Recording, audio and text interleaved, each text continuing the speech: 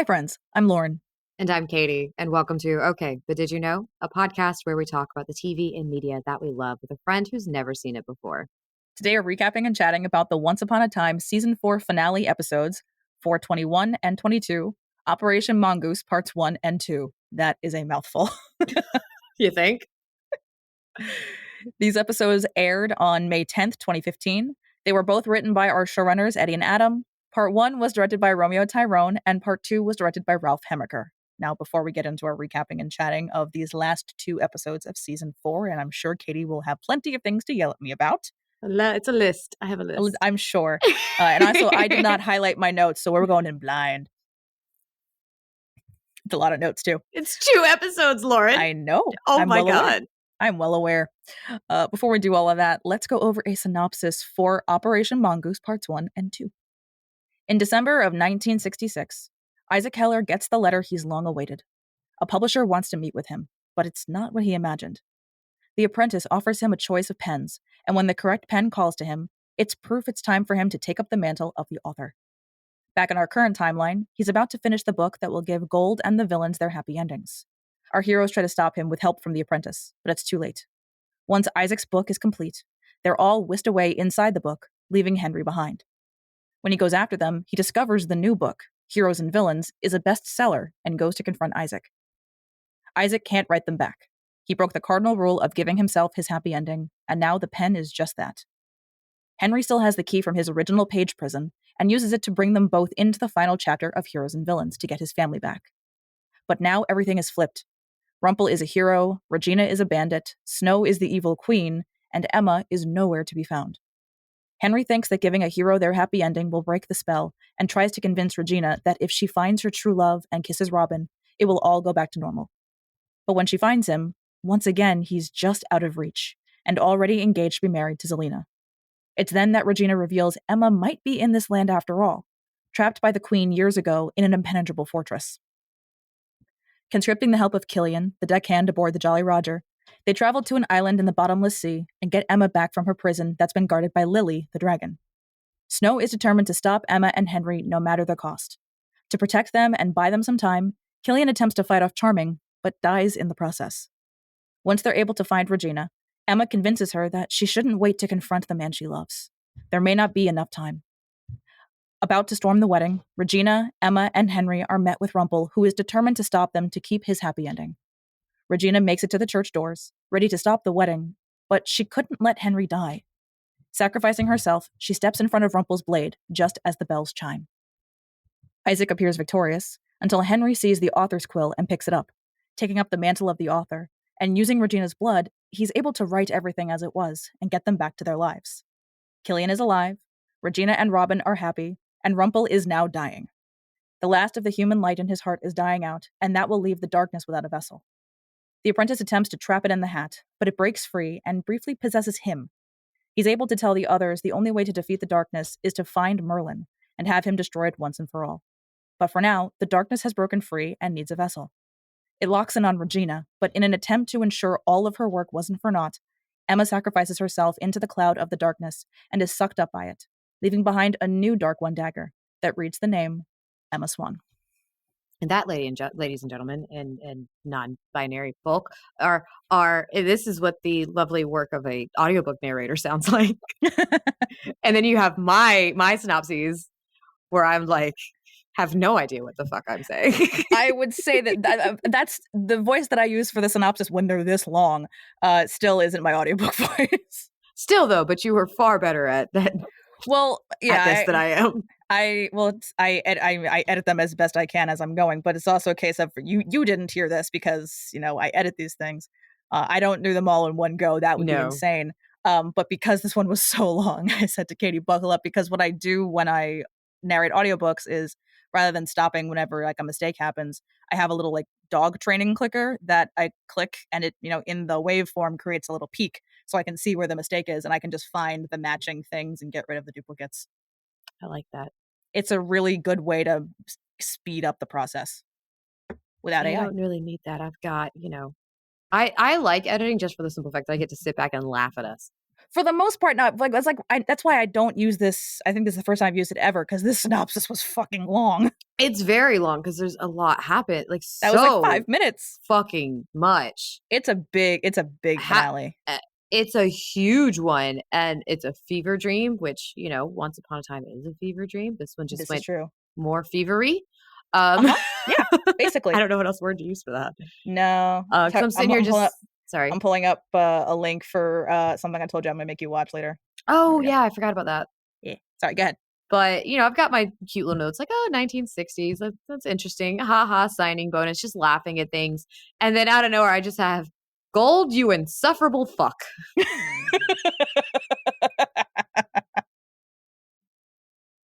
Yeah, that's about right. Because what the fuck? What the fuck? I did have a moment though of, oh, the room upstairs we almost never see. Yeah, We saw it. the upstairs of the loft. Yeah. And then of course, like everybody's gone all of a sudden. I'm like, where the fuck is everyone? And then just I don't know if you'll get the reference, but I just went, I'm having Left Behind flashbacks No, because I don't think I don't know what that one is. so Baptist lesson. Mm. Southern Baptist, they love them some Left Behind. There's books, there's movies, there's all the things. And like for a while in my childhood, we had that like drilled into us as children of like Left Behind, Rapture, what's going to happen. Gotcha. Turns out that's terrifying for children. You don't say. So a lot of people like myself who are like I don't want to say evangelical because like Southern Baptist is a little bit different. Like those of us who have come out of organized religion and into Hmm. the sphere, there's plenty of us. Like I have friends will sit there and be like, remember how traumatizing that was? Like, are you still scared we're gonna walk outside and there's just gonna be clothes everywhere and we're like, where the fuck are people? Yeah. Like, am I too? Because then you also had the fear of like, am I not going with them because I'm a bad person? Like, that's what kind of goes into your head as a kid. Hmm. So like watching him run everywhere and no one being anywhere, but like cars being left in places or like things still being places. I'm sitting here like, oh god, it's Left Behind. They've been raptured. It's interesting because they went the route of because I mean we know from the season 2 finale like Mhm. doing that not only did it it it would have killed everybody but what that did specifically was reverting it so the curse never happened so the town went away same with what happened in season 3. Mhm. This is a case of they went the route of it because it didn't need to reverse anything but it also would have made just as much sense if Henry were to wake up in the middle of the forest rather than in the middle of town. Yeah. Because if he's writing it so that they were, I mean, I guess he was never writing it so they were like never in the town. He was just rewriting their original stories and trapping them in it. It Yeah. would have made just as much sense in my mind. But it makes sense like how he set it up. Like Isaac's now published author. He figured out, Yeah. he did all the things that he did, obviously. I Hmm. did love the fan that's just like, Regina's my favorite. Her so unfair. They really personified the evil Regals there. They really did, but I did enjoy that part. I thought that was very Yeah. sweet. I'm just having like lots of moments watching this because I'm like, yeah, fuck yeah, Henry, attack Isaac. I love this. But Yes. then I just have the moment of Rumple. Yeah. The Ogre Slayer. What the fuck? Well, because it's It's so weird. interesting because the take that he went with this because the whole point of Heroes and Villains is that he's making it so the villains win and the heroes lose, but not by giving the villains their like what they ask for. He did it by completely flipping the roles. Mm-hmm. So like rather than because so he didn't really change the laws of the book at all when he did this because the laws of the book are heroes You just win, switched villains 2 to lose. 2. He made the heroes the villains and vice versa, which also puts Regina and Hook still in those in between spaces Mm-hmm. because they are the reformed villains. They're kind of one neither the other, so they still don't win. And like it was just really jarring seeing specifically Gold like that. Like that was Yeah. really jarring. You're just kind of sitting there, and then so they take off the helmet, and I'm just like, what the fuck?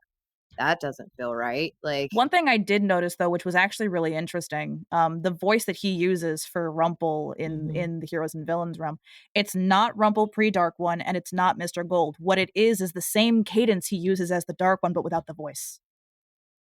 Oh, that's smart. It's the exact same cadence. I wrote down one of the lines and what it sounded like. I think it was from part 2.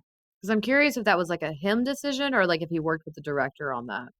It could have been either, honestly, because he Yeah. knows his character so well. Yeah, the way he said, because I have another village to save, was the exact same cadence as all magic comes with a price. Oh Just my it's the same god. cadence, it's the same But musicality, not the just accent. without the accent and all magic comes with a price. He didn't do that. He just did it with his regular voice, which was really, really interesting.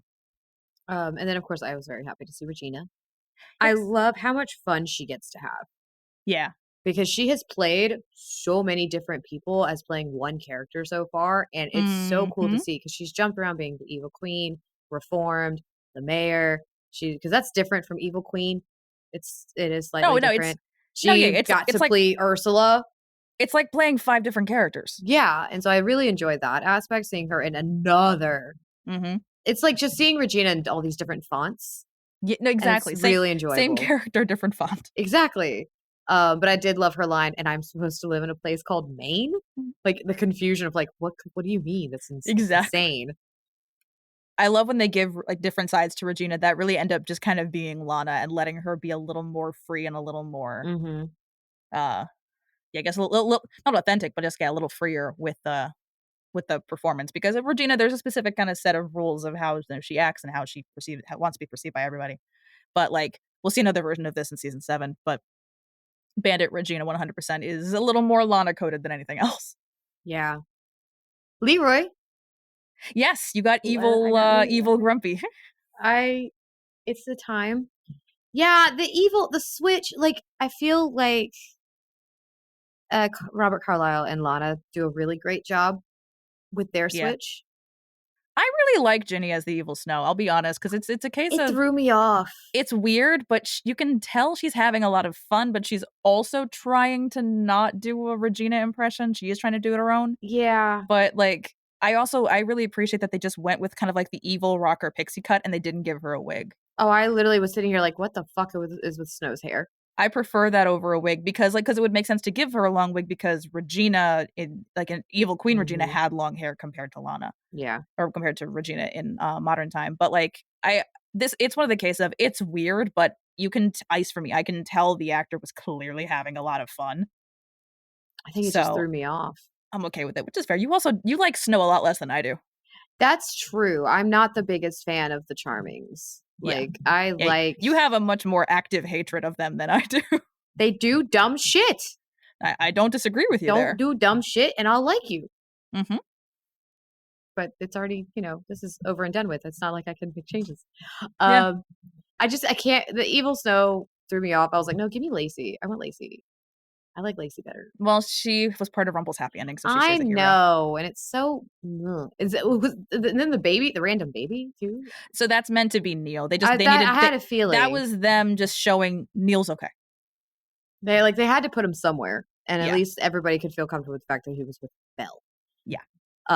This episode is just a wild fucking time though. Oh my god. Like Yes. I keep Yes, going yes. like the more that happens, the more I'm just sitting here like I'm supposed to be taking notes.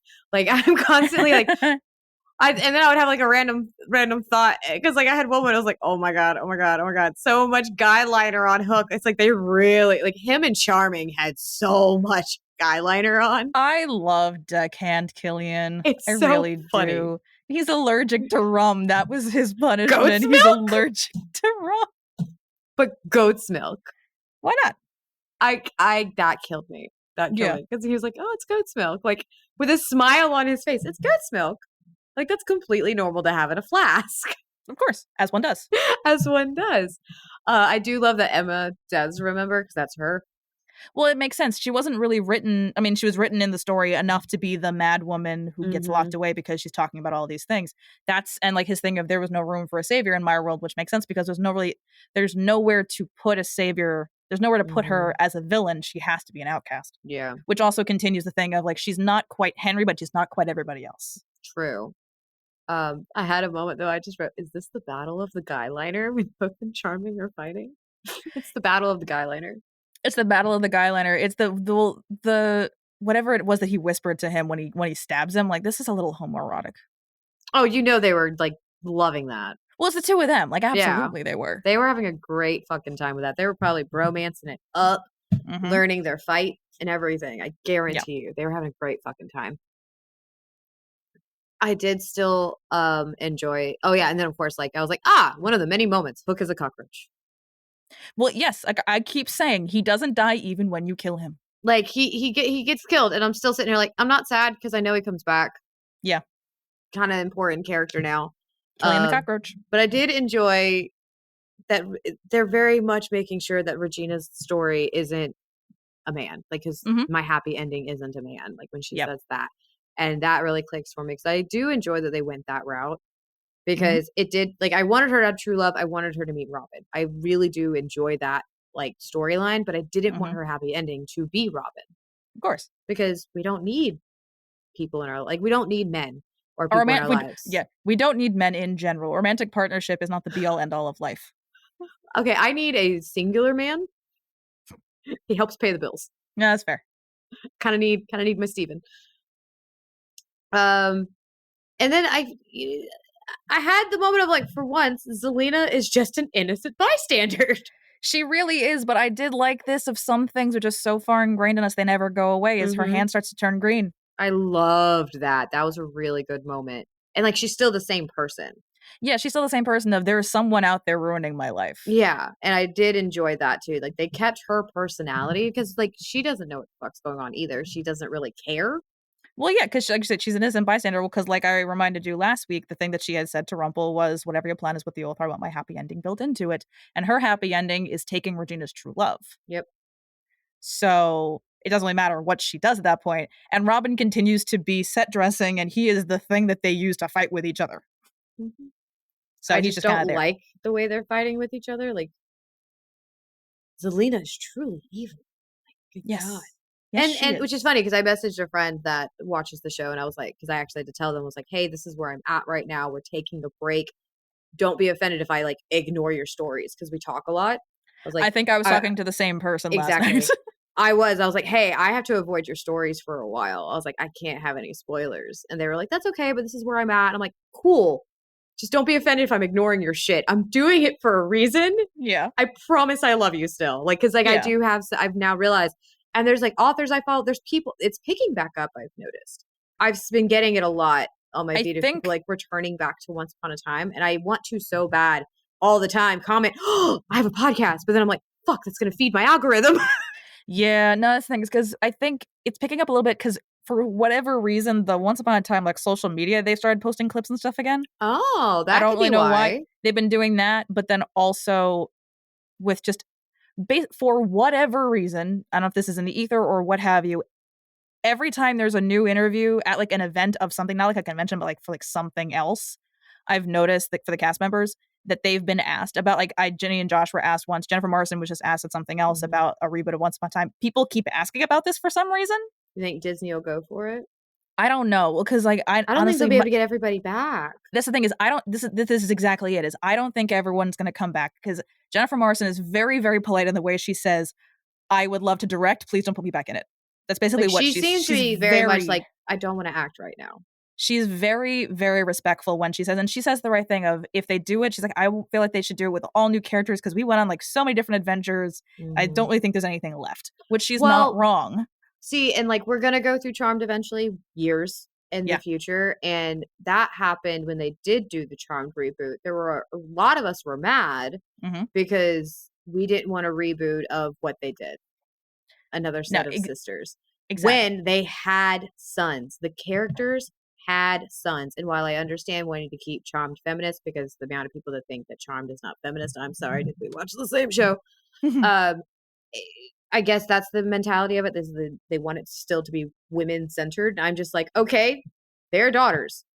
It's been long enough. No, exactly. And I say So this if a we lot because Henry, I got to hold on to that thought. there. Um, there's more show you haven't seen yet. I Oh, get never asked. mind. I've gotten asked a lot about like a reboot and all that. Just like my thoughts on it, and my response is almost always, I don't want one. Mm-hmm. Mainly because the show ends in a place that's good for the characters I love, and more show would mean they get fucked up. Fair. That's the first answer. Second answer is I don't want it because no matter what they do, what they give us will not be what the fans want because I fervently believe this. The fans don't want a reboot of Once Upon a Time. They They want a want to continuation. they want to recapture the magic of the first 6 seasons. You can't really And do that. and that requires very specific actors, one of whom being Jennifer Morrison, who's not going back to the show. At least not as an actor. And like No. cuz that's I got asked a series of questions one time was do I think season 7 would have been better received with this change, with that change, whatever. All of them came down to whatever show we have, if it doesn't have Jennifer Morrison, Jennifer Goodwin, Josh Dallas, Colin O'Donoghue, Lana Parrilla, and Robert Carlyle, fans won't want it.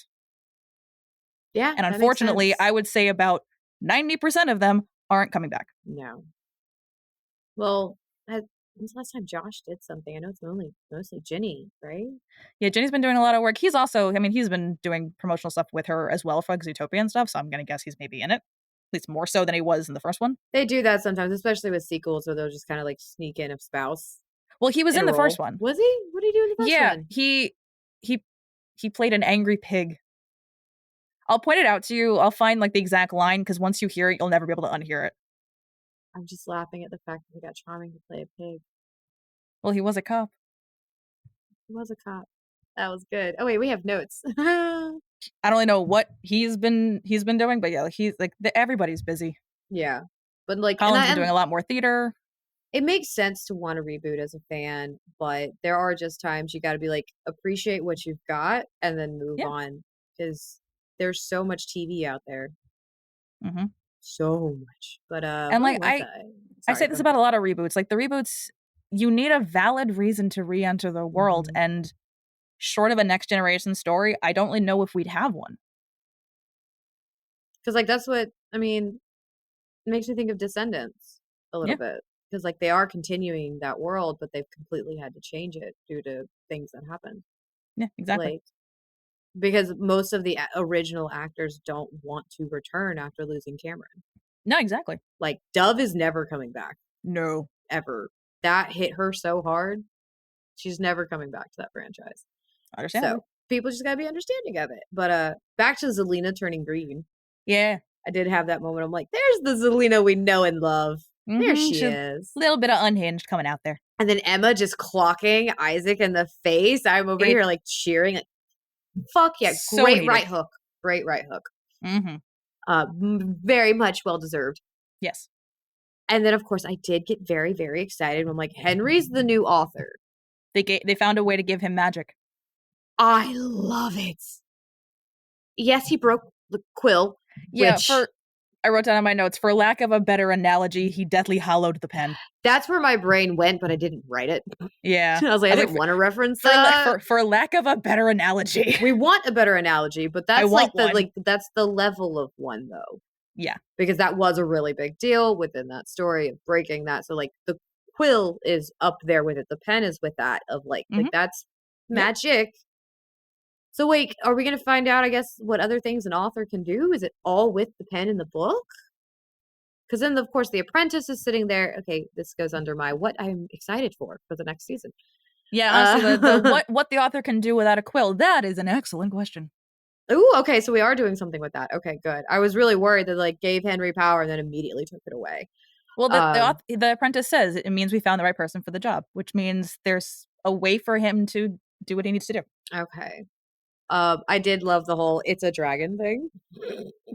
Yeah, that's a real. I kept going back and forth as to whether I should just tell you what happens with that storyline because it's literally the fruition of Lily's father is a one-off comment in the last 5 minutes of the series finale. Series finale? So do you just want to?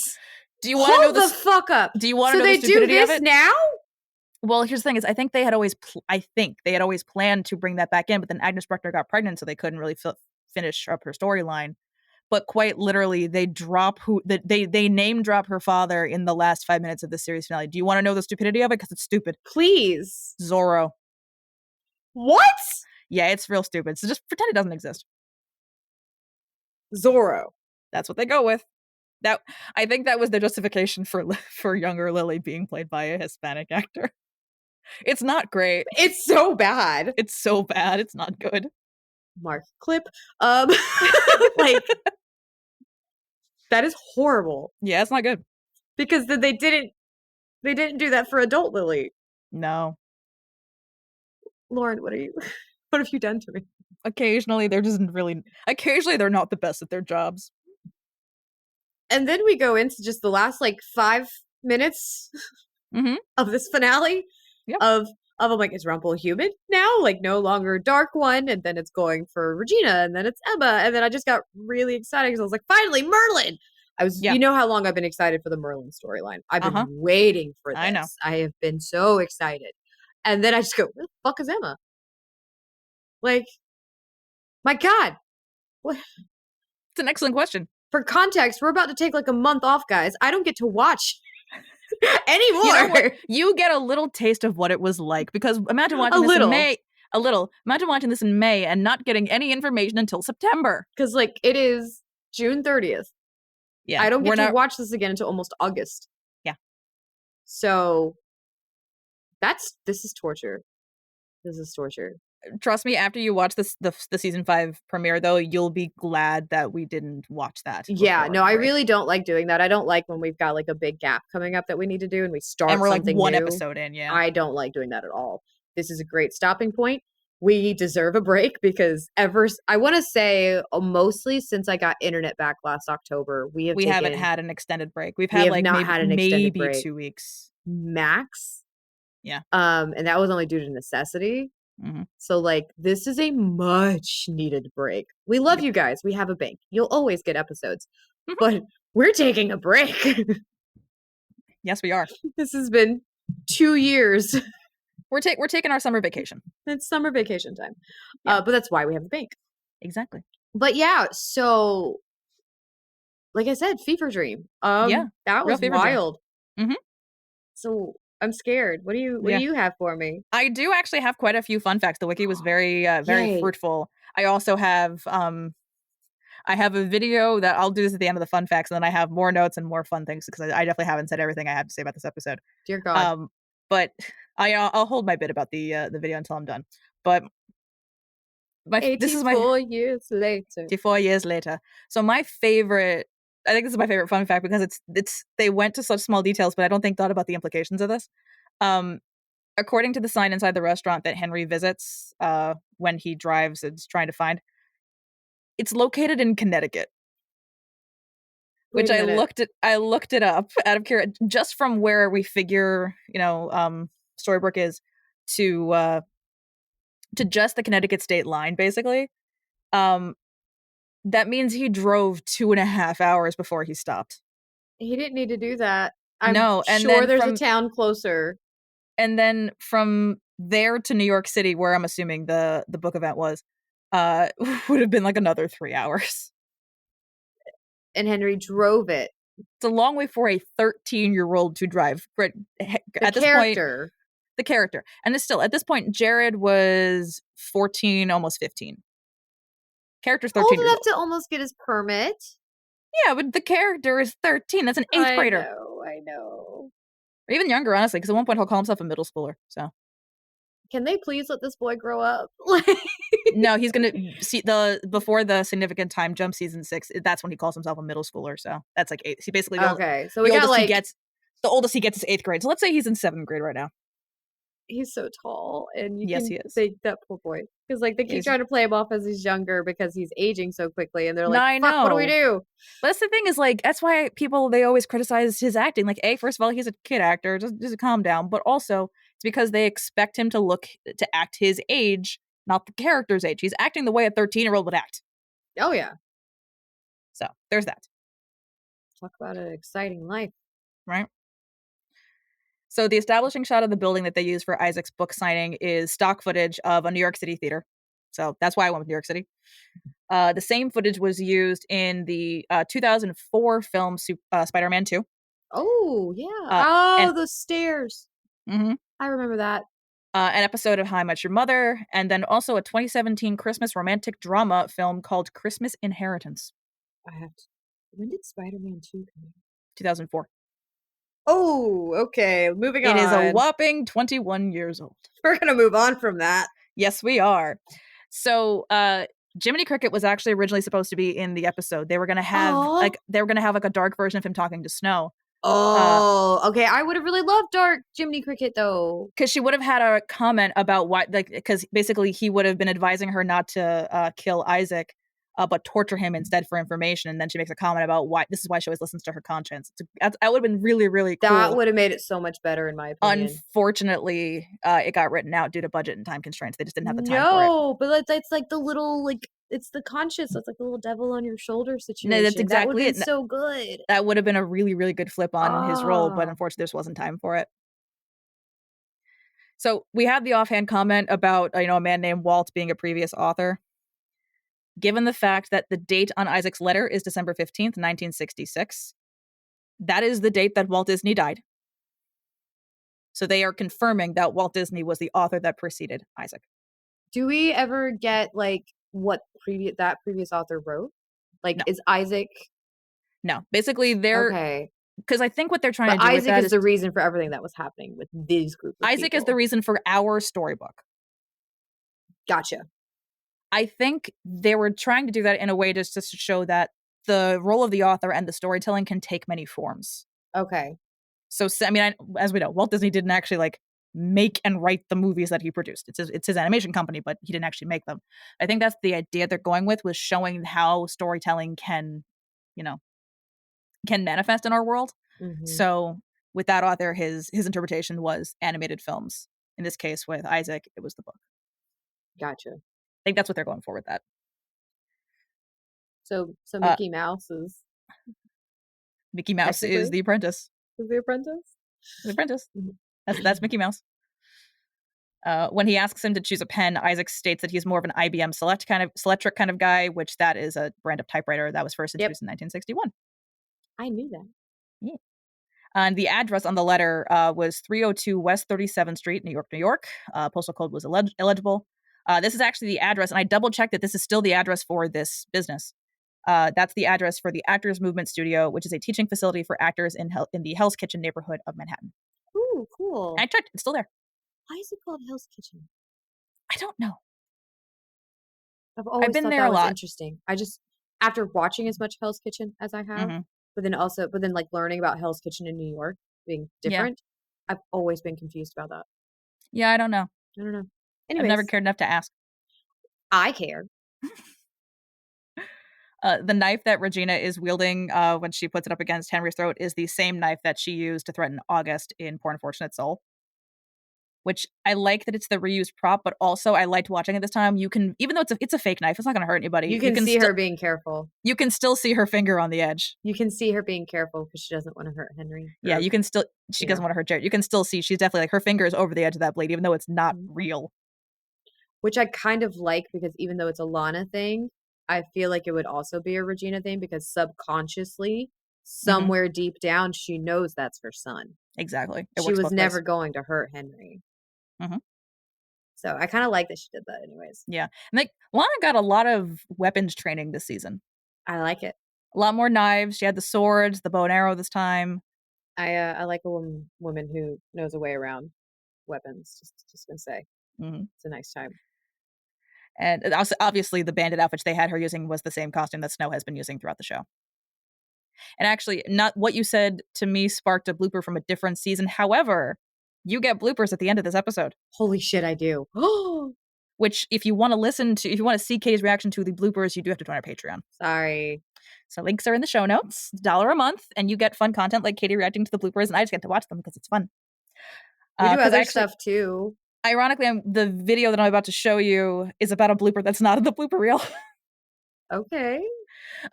So I'm just gonna start before I give you any context, and actually we're gonna leave the audio in because it's just Bex and That's Sean fine. at a convention. So honestly, I'll leave the audio in for people to listen to because it's a funny story anyway. But just for context, before I tell you anything about the video, this video I was trying to find before we ever started the podcast, I was trying to find it for completely different purposes for my TikTok, but it's a hard video to search for because it's like there was nothing in the title that really tells you anything about what's in the video. And then one day, like us, we do that. One day randomly, when we had just started the podcast, it showed up in my YouTube recommendations. I remember that happening, and you're like, I just found something I can't use for years. Exactly.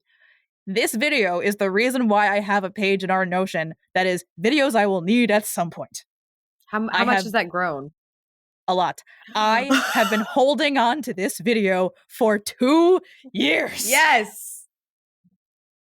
So we're gonna let's go. Let's fucking go. It's about it's a minute and 17 seconds. It's fine though. It's because it's so context for the story. It's Bex and People love Sean. finale episodes, so you're good. Exactly. It's Bex and Sean, and they're talking about a blooper from the finale from filming the church scene. Oh, the church scene. Honestly, this makes watching the church scene so much funnier. It's already funny, but yeah. 10 years ago. This video is 10 years old. I found this video 2 years ago. All right, we're going to watch this now. Katie's going to get to react to the funny story, and then we'll go on to the rest of the episode.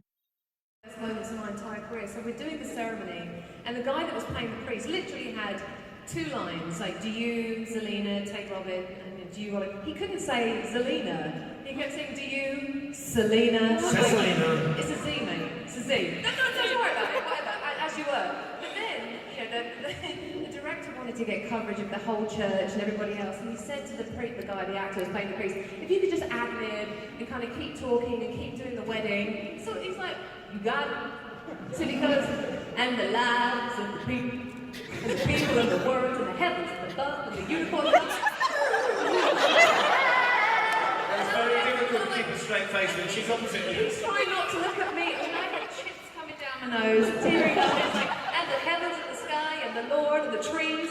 I mean, it was one of the best ad-libs ever. I hope they've got it on tape. Oh, I really want to see that. And we're trying to, I'm trying to play, should be getting married, but I think I'm in love with her. I'm trying to be all serious and thoughtful. I'm just like, what is he saying? The sun and the seas will open and the birds will fly. Where is he getting this from? It's very funny. We don't need an awful lot of encouragement to be silly though. Hopefully that will be on. That was great. And it's one of the best ad libs ever. And it's unfortunate it does not make it into the blooper reel. It should be, though. Like, oh, that sounds amazing. Yeah. So you don't know how happy I am to get to use that video. You've been waiting 2 years to show me a minute-long video. Yes, I have. How's that feel? Feels really great. Gotta say, it's very cathartic. Like, I've been holding on to this for so2 long. years. Like The whole time. The whole time. I found out my friend's husband has never seen that movie. How has any adult gone through life not seeing Mrs. Doubtfire?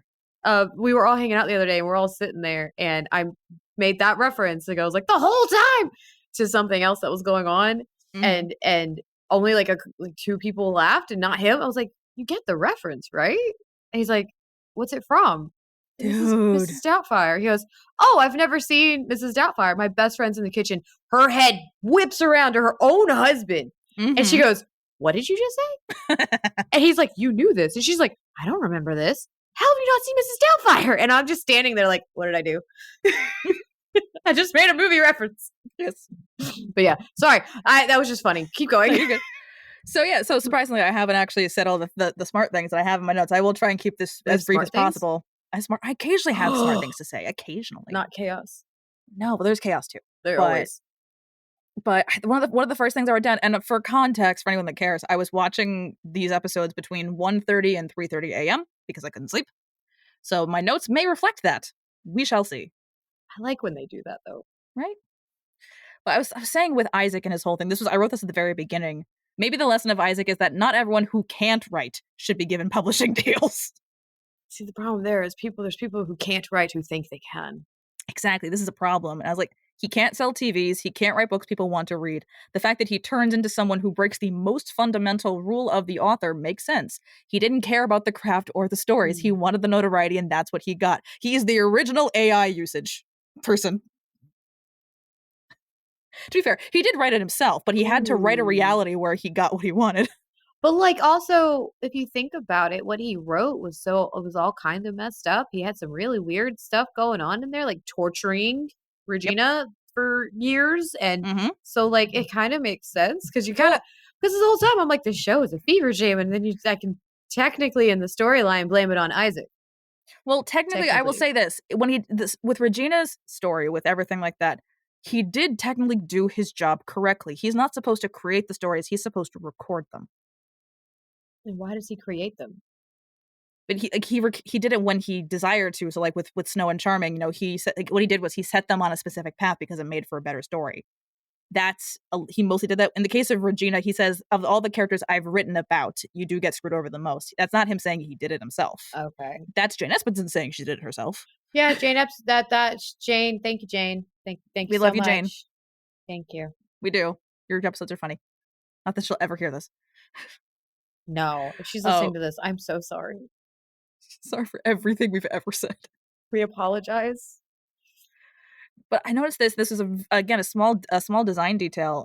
The glass on the Star Publishing door is the same kind of like ribbed pattern as the glass on Regina's office, which makes sense because they've said time and time again their design aesthetic for both the town and the costumes is the 1960s.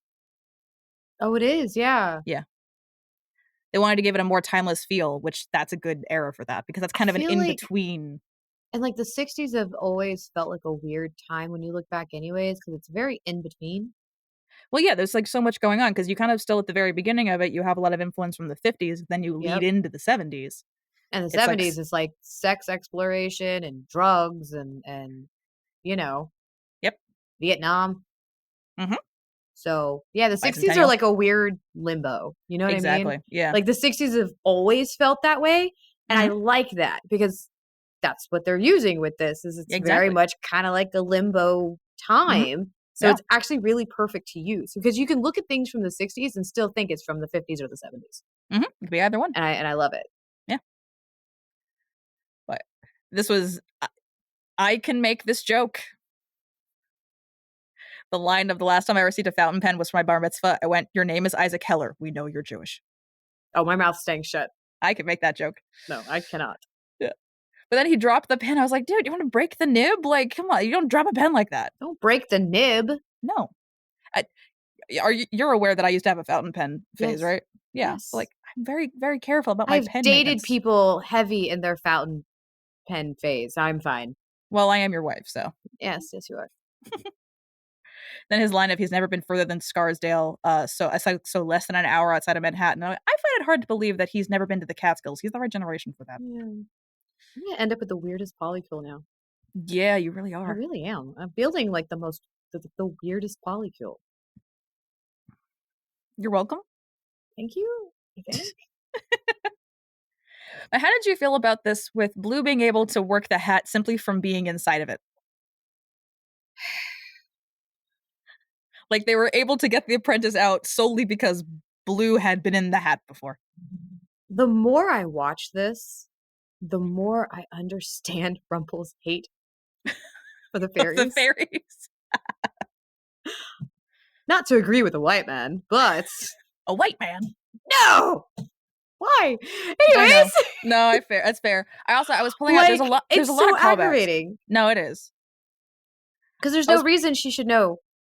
No, it's just that's their rule of magic. Is once you've experienced it, you can do whatever with it. That's their new rule, apparently. I don't like that. Yeah, there's no skill involved. No. Although I was pointing out a lot of different callbacks to the pilot, or at least from the first season, in these two episodes, because we have Henry walking past the Tinkerbell lawn ornament, which is a direct callback to the pilot. There's a couple others in here somewhere, and I'll probably find them at some point. But I like that the picture of Regina and Henry that they keep using, because that's not a picture. Unlike the times where they're using a screenshot and pulling it off as a picture. That's an actual picture that they took for this type of like plot purpose, and it's. Given that he's so young and that because they had to use it for season 2, that implies that it was taken before Henry pulled away from her. Oh. So knowing us, like as viewers, it does read more Lana and Jared than Regina and Henry. But given the time period that it implies, it's a really nice photo. Okay. I'm like, it's a real shame we never saw that time period, writers. Right? Like I would have loved to see that, but we never do. Nope, we never see that. And like I say, as an author, I understand the temptation to write yourself as a bestseller. If you have that ability, like, there's a temptation there. But I stand by this. I put this on Threads the other day, and it only got saw by people that disagreed with me, so I deleted it. In the realm of generative AI, with what's going on right now, if you use something like this to get ahead, because you want to have the book and everything like that, so you use generative AI, let's say you use generative AI to write a book. You don't want to be a writer or an author. You want to be someone who has written a book, and those are not the same things. because to be a writer is to do the thing, not to have the completed project. Yeah, it's the actual feat of writing a good story, not being published.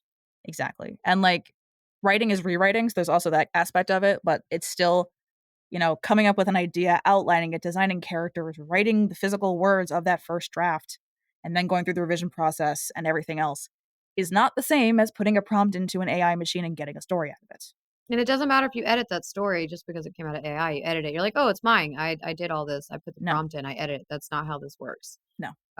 I too have put out posts about Gen AI specifically that I had to delete because the people defending it, they are, I mean, I don't know why they have such an emotional attachment to a computer.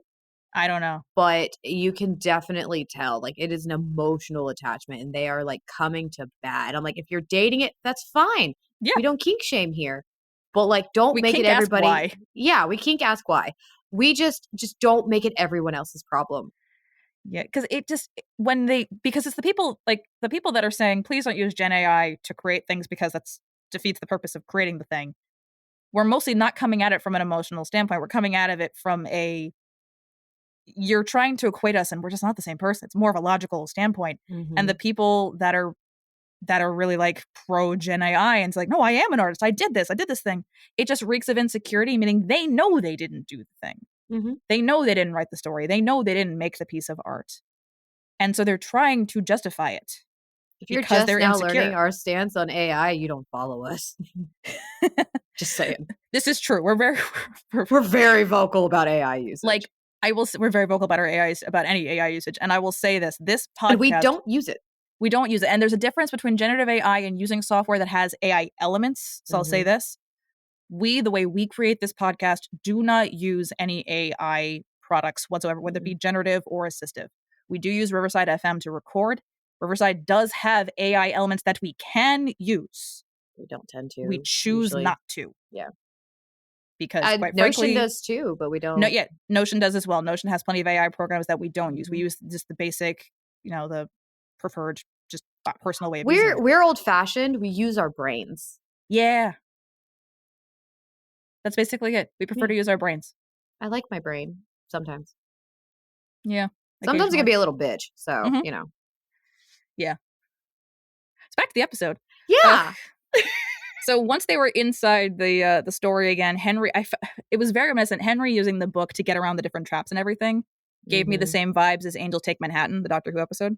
Ooh, yes. And it might have been a callback to it. I don't really know because I looked it up. This was 2015. Angel Take Manhattan was 2012. That's interesting. So it could have been. I don't know. But my name's Henry and I'm your son. Good pilot callback for the other mother. Big fan of that. I just loved he went for Regina. Yep. Makes me really happy. He went for Regina because Regina's the one he could find. I know, but still. To be fair. Yeah, but I feel like it just let me be a mom. I know. Just let me be a mom. But even still, with their dynamic in that first scene, it's still like Lana and Jared's relationship really comes through. Like Regina may not know him, but she still kind of plays with him, like the way that she does. Like if I ever see Robin Hood, the only thing he's gonna get is a broken nose. The way that she kind of pretends to punch him and he's the reason I'm still stuck in this kingdom. Why am I still talking to you? Like. It's so good. I really, I do. I love that she gets to experiment so much.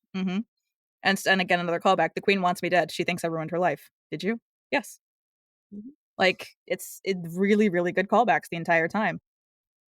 Which that part was a little confusing because I was trying to figure out because I'm like, okay, I know they're twins or whatever. Oh yeah, they made that a little confusing, but that's just because Josh Dallas's characters that he plays are confusing. Honestly, I would take all of Heroes and Villains, the story, and just assume it's like fan fiction. They took elements of it and did what they wanted with it. So this is almost like this is canon fan fiction. Which is so fucking funny because that person that we were talking about flat out was just like, oh, I hate Heroes and Villains. I hate that storyline. And I'm just sitting here like, I'm sorry. Well, it's a good thing they don't listen to the podcast. They're thinking of it though. Oh, were they? Yes. They are giving more auditory things a try. Okay. I was like, if you're welcome to, I was telling them, like, if you want to try, it's like, we're recording this episode tonight, but I think the episode for Heroes and Villains came out last week. Yeah. So I was like, it's there if you want to hear all our thoughts. But this is a case of it's a little depressing that Charming is being controlled by his heart, because I understand why they did it. It is the callback to Graham. However, this is a case where they're clearly using it as an allegory and not condoning it. They're showing it as a bad thing. Mm-hmm. This is the way you show problematic behavior without condoning it. This is clearly meant to be villainous and wrong and perverted, the way that she controls him. But you will always find me, what was a little mistressy to me. Yeah. A little bit, which is, whether you like that or not, is your own individual thoughts. And I was like, they really have a hard time writing female villains that are also dominatrixes. I don't see a problem here. No, not at all. Because I'm okay with this. Evil Queen, Maleficent, Cruella, now Evil Snow. Honestly, Okay Zelina not as much. Actually, no, that's not true. No, Zelina. With the way I have no complaints. She kept Rumple in a cage. Forget what I just said. You can't get more dominatrix than that. Yeah, this is true. That explains Snow's hair. Yeah. Yeah, basically. But it was nice to have her kind of get to, almost rip out a heart, have Snow almost rip out a heart in this one. Although having her wipe off her hand on her dress, that was a new thing, because we've never really established that the getting the heart out is the same as sticking your hand in a body cavity, because it's magic. It's definitely a very interesting thing. I mean, it gets dusty when she squeezes. No, this is true. There was the ever so lovely, well, now you're down to 6. Do you want to make it 5? That one was good. I liked that Good. aspect. That was really good. I think I just kept getting weirded out, because for me, it looked like Ginnifer Goodwin trying to play Snow White, trying to not be Snow White and be evil. And it was confusing. It was a lot of Ginnifer Goodwin playing Snow White and playing evil Snow White, trying not to do a Regina impression, but also not be Snow White. But also not be Snow White at the same time. Well, because she just had to be the evil queen. That's what she was. It was weird. But it's also a case of they cast everyone properly, because Ginnifer Goodwin as an evil queen, that doesn't work so well. It didn't. No. She can't be evil. I don't think I've ever watched anything like this with her. She tends to play these sweet, wholesome characters for the most part. Because she has a more rounded face. I think that's why. It's the rounded face. But most risque thing I've seen is the fact that she did the polyamory, or I don't know if you can call it that.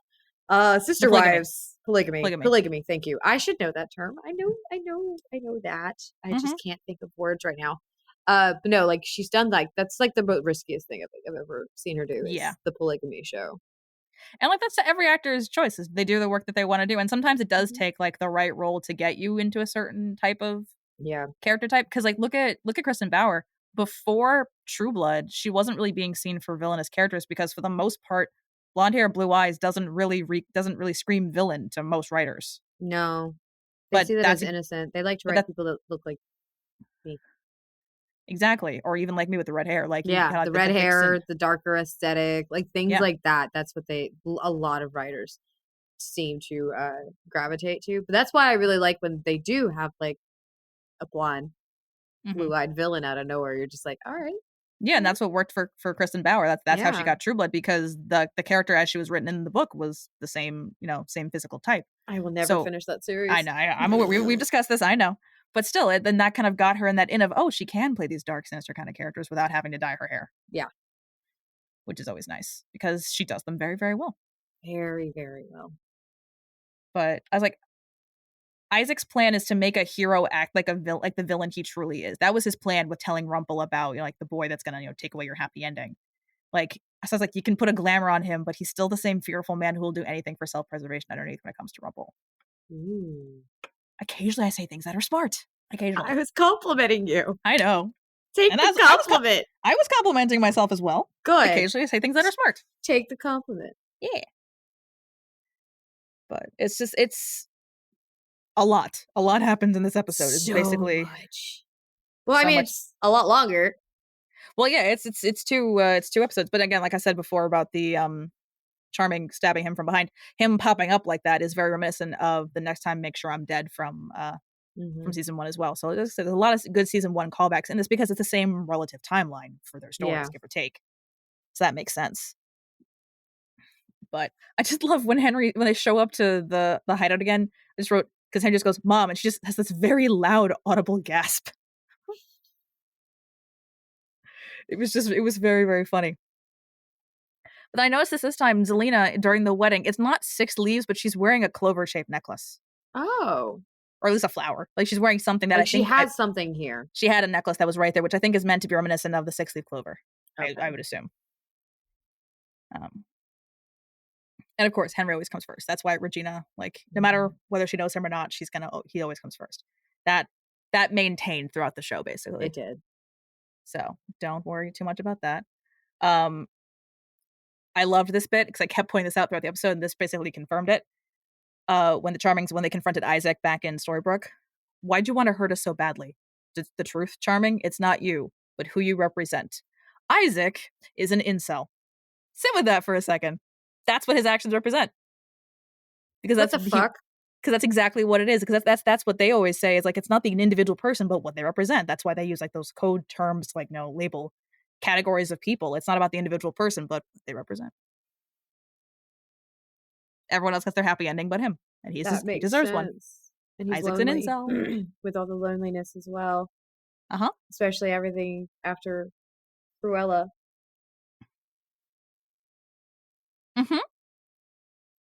What the fuck? Isaac the incel. Because only an incel could defend AI. This is true.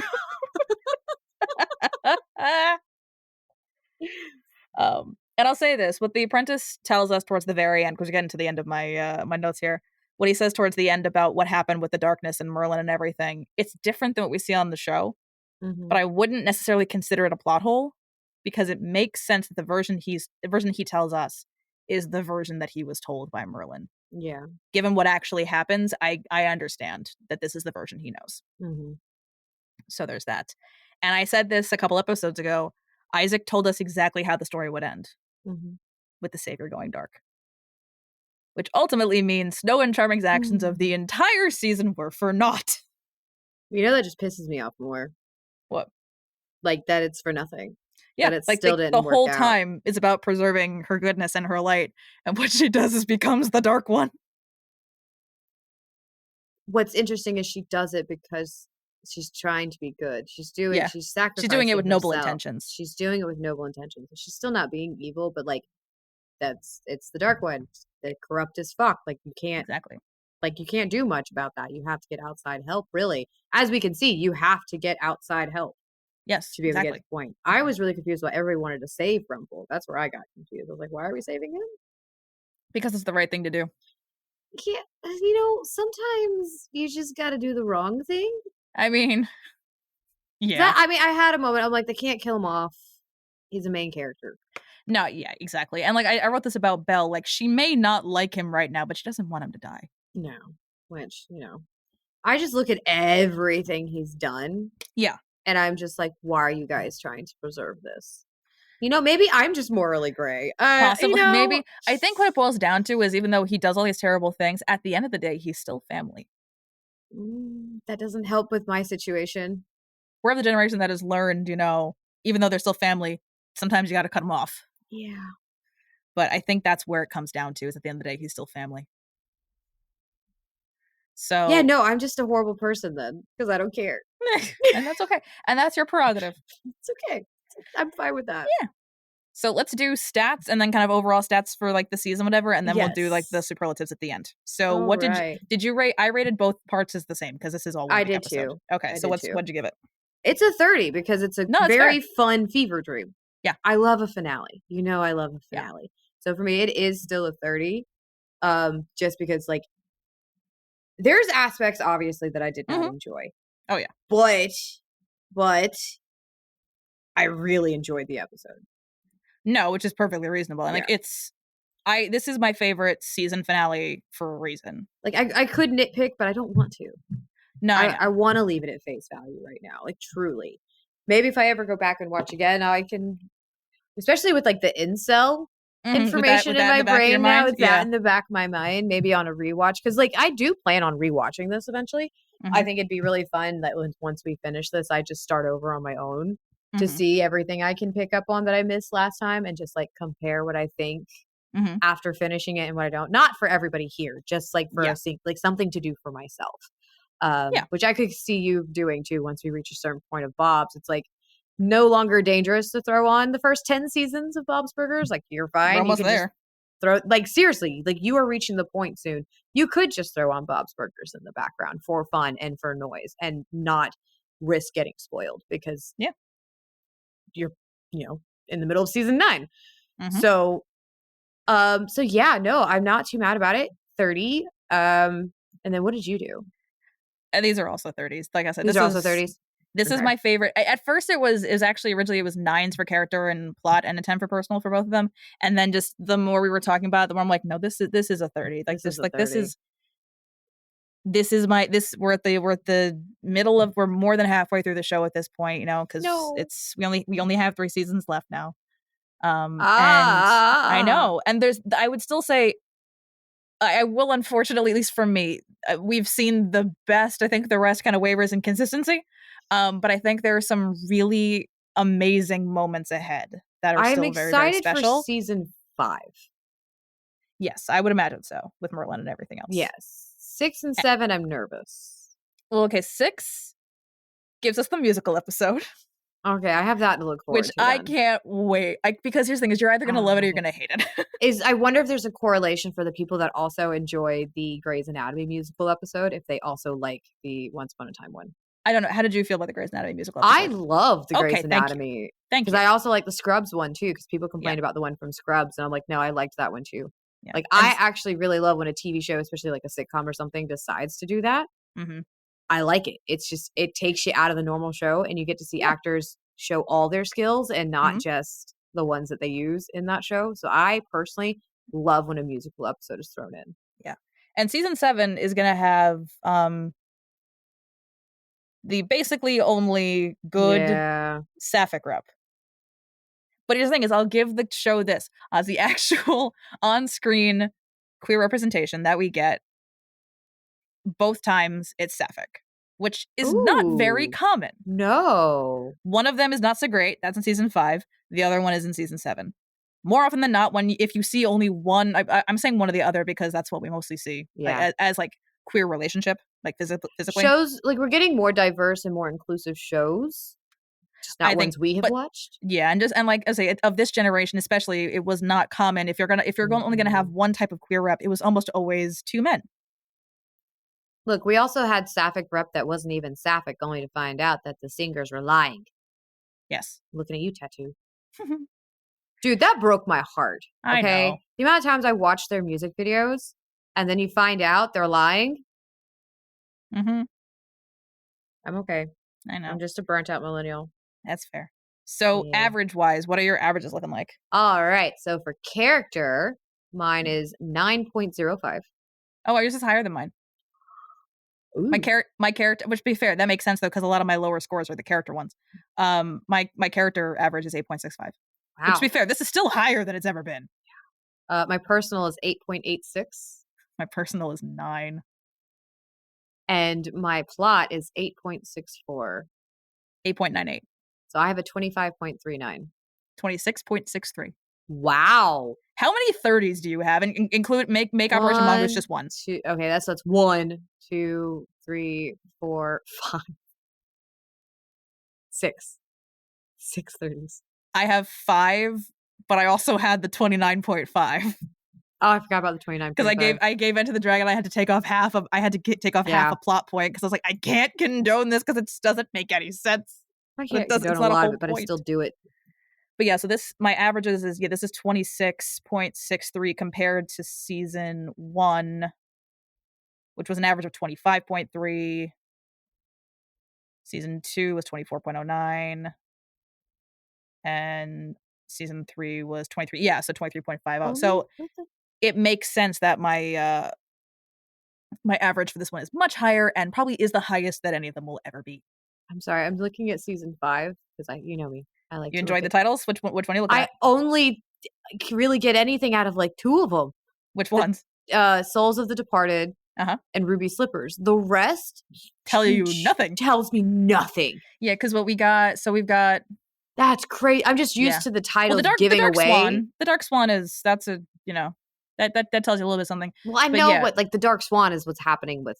Well, yeah, that makes sense. Emma. But yeah, I guess the price doesn't really tell you much about Siege Perilous. That's Arthurian. That makes sense.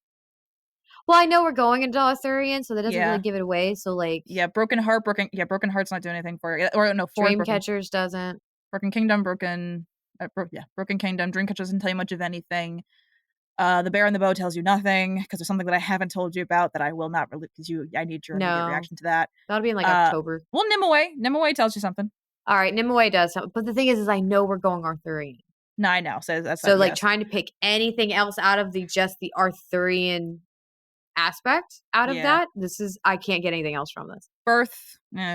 See, the Bear King doesn't tell you much of anything. Broken Heart doesn't tell you much of anything. Swan Song doesn't tell you much of anything. I am listing these off the top of my head. I'm not looking at the list. Oh no, I'm looking at the list and you're not. You are. You're confirming that I'm correct. Yes, Souls of the Departed tells you where we're headed. I am okay with that one. I am ready for season 5, episode 12. I am fucking ready. And that'll be like by the end of the year. Yeah. Basically. Yeah, Labor of Love isn't very helpful. Devil's Due isn't very... The Brothers Jones. Okay, the Brothers Jones gives me a little bit. I have to give you a little bit. Articay isn't very helpful. Her Handsome Hero is not very helpful. Ruby Slippers. Sisters. Okay, but that kind of goes together with Ruby Slippers. Okay, fair. Sisters, and then Firebird's not super helpful. Last Rites, I guess given where we're going can make sense, but doesn't really give you much of anything. And then Only You and An Untold Story tells you nothing. Nothing. So I have no idea. I just have Arthurian and Wizard of Oz in my head. Yeah. Only You is a reference to something that gets mentioned earlier in season 5. That one didn't look like a 2-parter either for the finale. So ironically, that is a 2-parter, but this is actually the only season that actually has 23 episodes. Really? What the fuck? Well, because the streaming services say season 4 has 23 episodes, but they lie. Because Lauren's right. Because I'm right and streaming services are wrong. So let's finish out with our superlatives. So what were your 3 favorite things of this season? Oh yeah, I did write things down. I told you to have a list here. I did it. I did my homework. Good. Do I get a prize? You're proud of a job well done? I was thinking boobs. I mean, there's not a whole lot I can do from 800 miles away. Not on the cloud, sweetie. No, never on the cloud. I'm sorry. Okay, so I'm excited for. Wait, what am I doing? Am I doing favorite moments? 3, do your favorites of season 4. Favorite moments. So for favorite moments, really loved watching Emma and Hook's relationship. Okay. Through this, like I picked a character that I like that that doesn't go anywhere because you can't say he doesn't die. No, you can't be like, hey, I found a character that doesn't die. No, I found a character that just doesn't go away. You found a character that doesn't stay dead. He doesn't stay dead. All of Regina, just Regina in this whole season. Everything Regina, fucking love her growth, like figuring it out. Because for a while it did feel like she was trying to find her happy ending, and through so much of it, you do think it's Robin, true love, because they really put true love on a pedestal in this. Because I understand like the magic aspect and everything else, but there's just something about her wanting true love, finding her soulmate, and still making sure it is known for herself and those around her that's not her happy ending. Yeah, and I fucking love that. I'm a whole ass married woman and I'm still like, fuck the men. Yeah. Like I love her. And then just all things Queen of Darks, like Cruella, Maleficent. That was, I think, the most fun I've had with this podcast, was watching Queens of Darkness. That's fair. Which is, I deserved it. I deserved a really good season. I deserve just a really good half season for some of the torture you've put me through. Yeah, so I'm really grateful. Thank you. Yeah. I'm surprised that like our 3 things aren't similar. I'm very like, well, we have one item that's similar. Ooh. But like my top 3 is just Ingrid in general. Yeah. Because she's such a breath of fresh air after Pan and Zelina. Because of how different she is as a villain. And it's not just because, I mean, the fact that she's played by Elizabeth Mitchell. That goes without saying. That might have a little bit in there for you. It might, maybe. But I stand by that whole arc gets better the more I watch it. Yeah. Because I was in that camp of why did they do this when it first aired? It just like this feels weird. This isn't like, it just felt like it felt like a money grab. But the more I watch it, the more I see what it does, and the more I watch Ingrid's character and just specifically how much work she put into that role. Well, like, with and when I the think of the intentionality. Frozen arc, I'm not seeing this Frozen arc until 10 years later. Yeah, exactly. So it hits different, especially now Yeah, that we have exactly. Frozen 2 and everything else that they're doing. So, Mhm. like, I gotta say, I think they did a really good job with the I Frozen think so arc, too. in all honesty. From first-time viewer, but also someone who wasn't a part of the fandom and, like, in it Mhm. when it was coming out.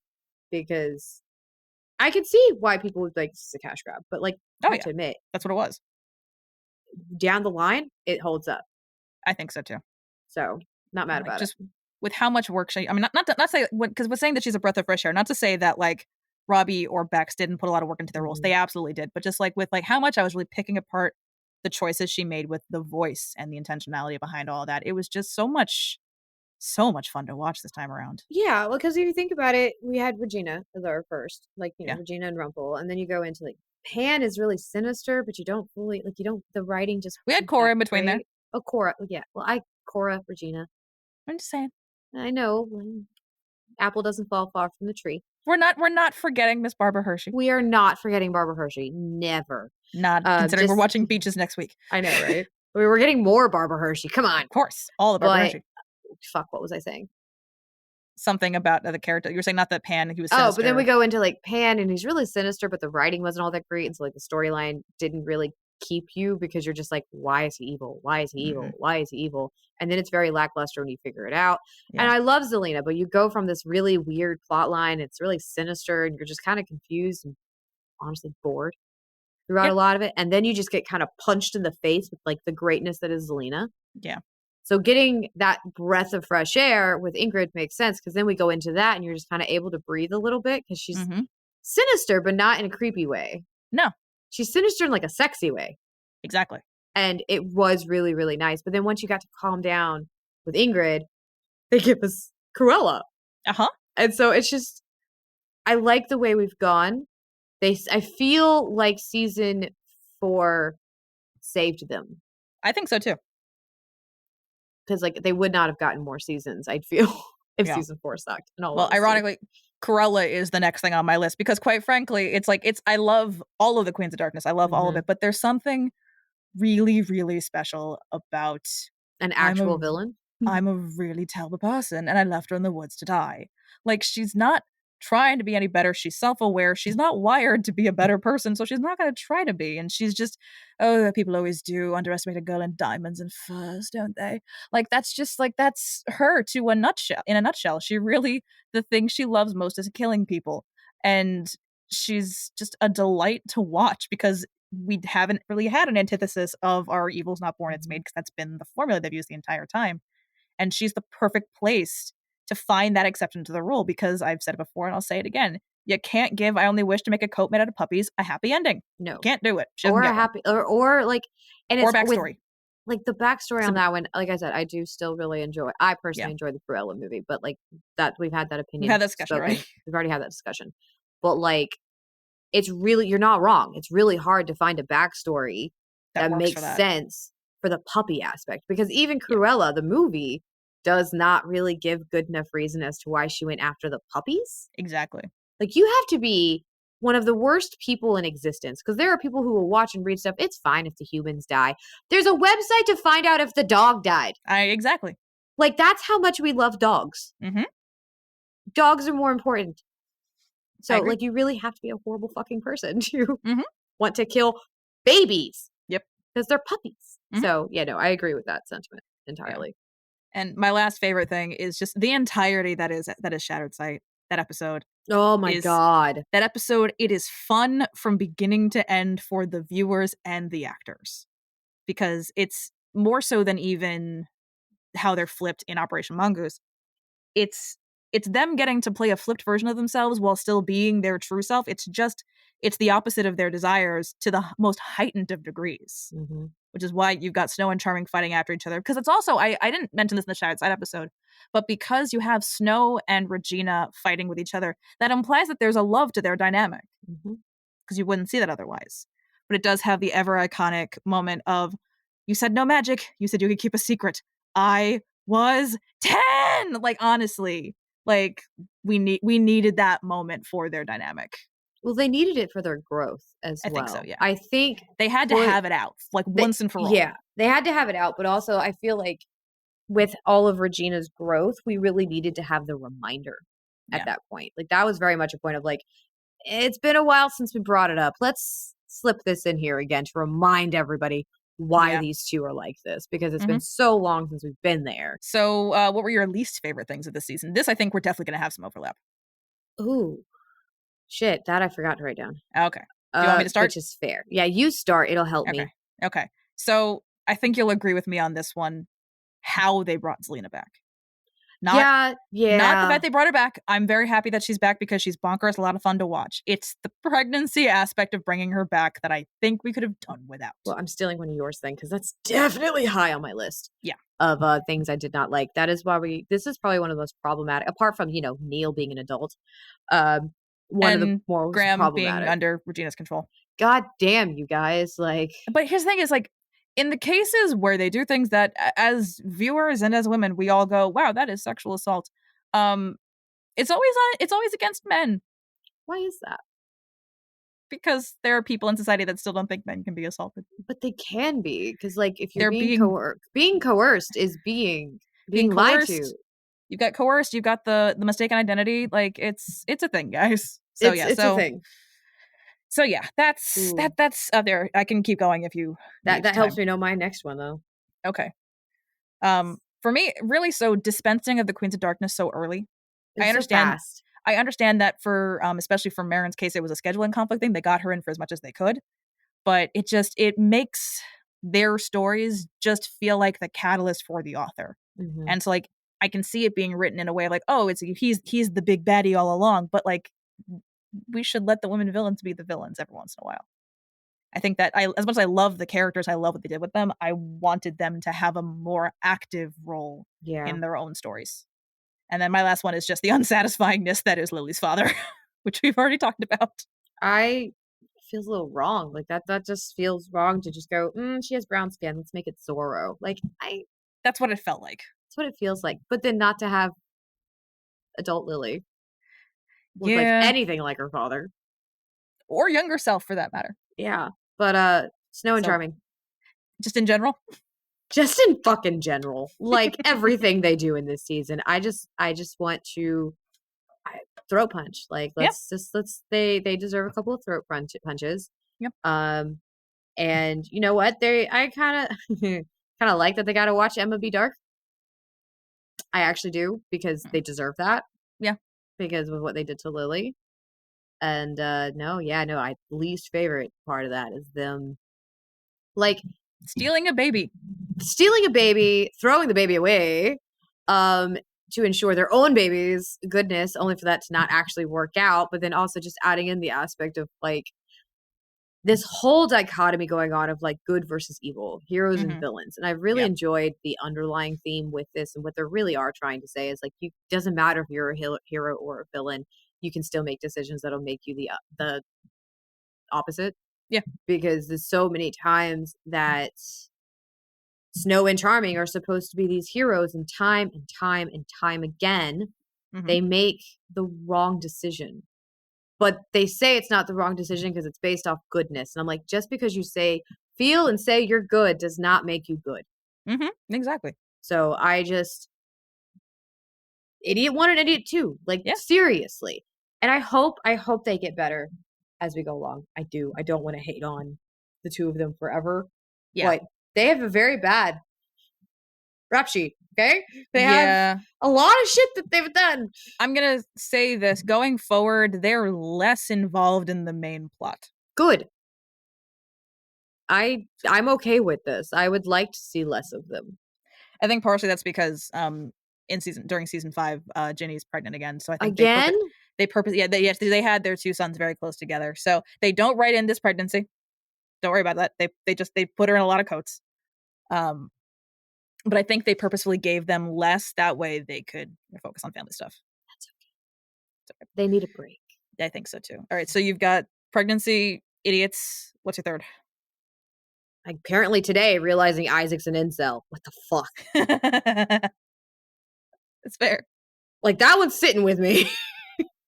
I know. All right, let's end happy. So, what are the things you're looking forward to hopefully seeing in season 5? Merlin. I get Merlin. I'm looking forward to you seeing specifically the Merlin actor because I'm very curious about your reaction. Oh, when do I get to see him? I can't tell you that. Fuck.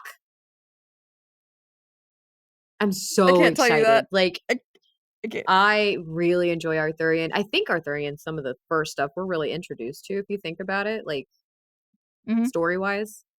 So I'm really, really excited for that. And I am also just really excited, like, where the hell is Emma?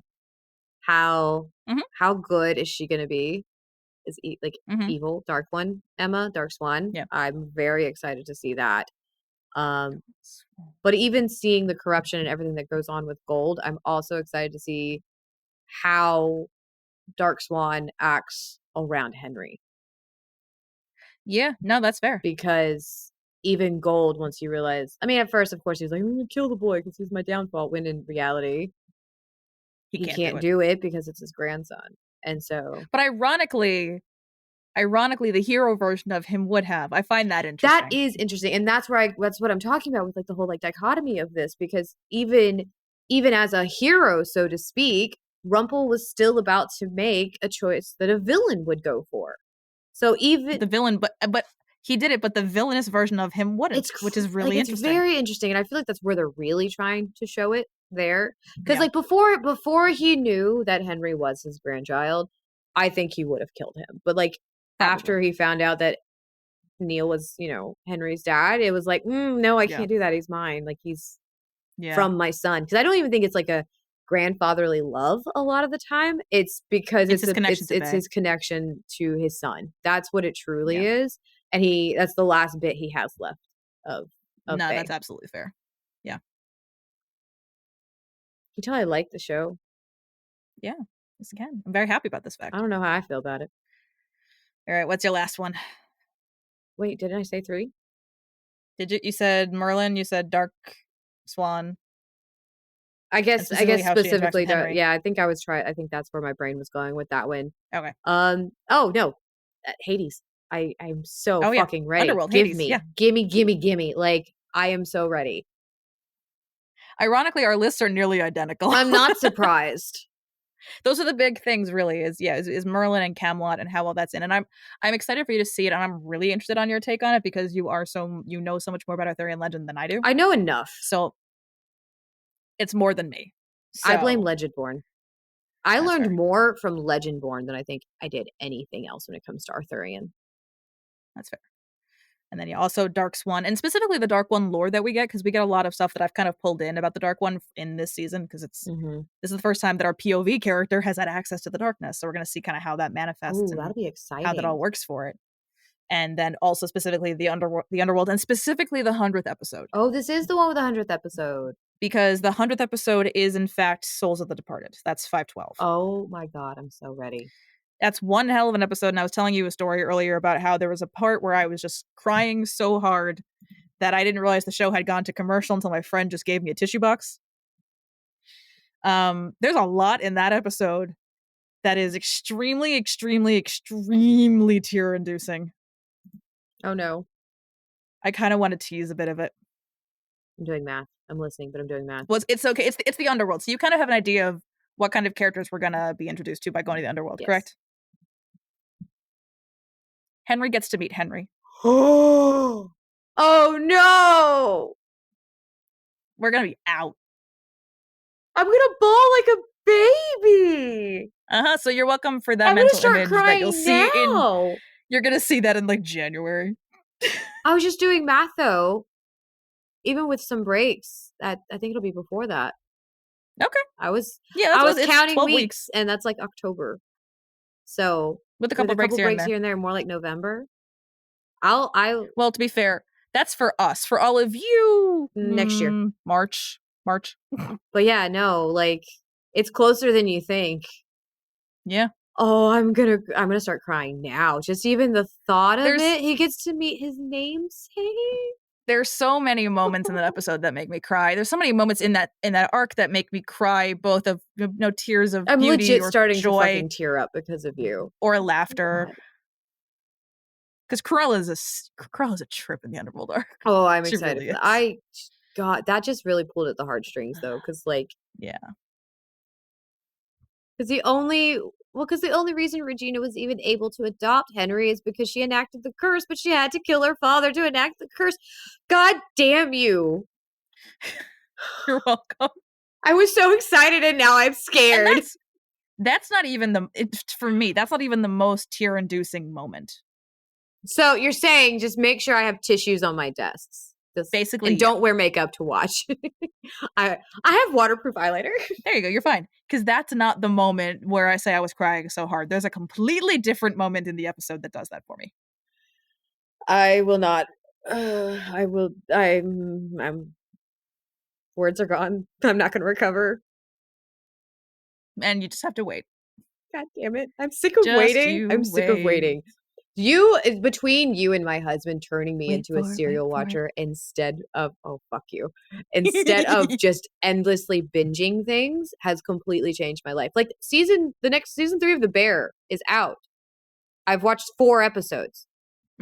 There's only 10 episodes. He won't watch anymore. Help me. Patience is a virtue, my dear. I don't have any left. Clearly. You're my wife. Like, this is where we are. You have taken, between you and the husband and other things in my life, you have all taken my patience and my energy. I am out. All I have left is tears and caffeine withdrawal.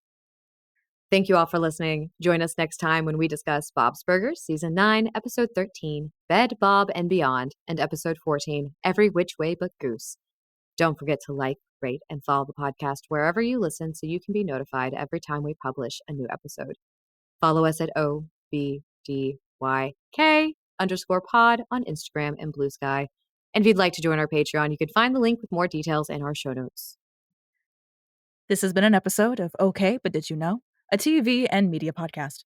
It was hosted by Lauren and Katie and edited by Lauren.